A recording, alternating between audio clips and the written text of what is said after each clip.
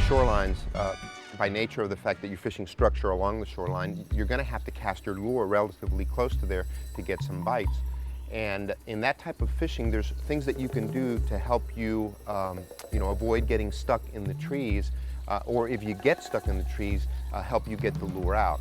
The first thing that you do to help avoid getting stuck in the trees is to have some sort of weedless scenario as much as possible.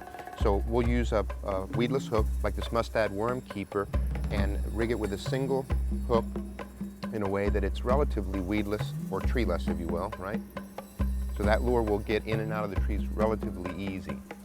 So when you actually get this lure in the trees, there's three different methods that you can employ to get it out.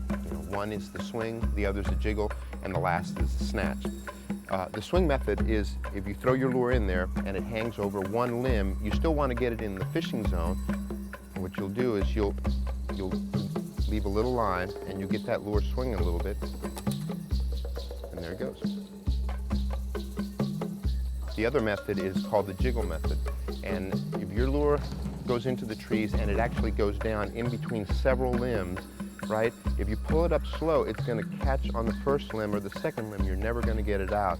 So the trick is to leave a little bit of slack, and then as you're pulling up the slack, you jiggle that lure so it kind of works its way through all the limbs and ends up in the fishing zone.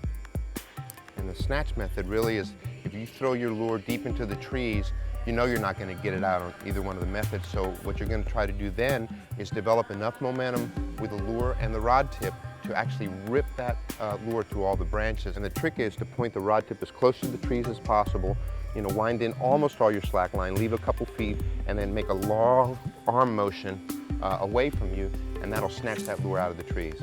So that's three different methods to get your lure out of the tree.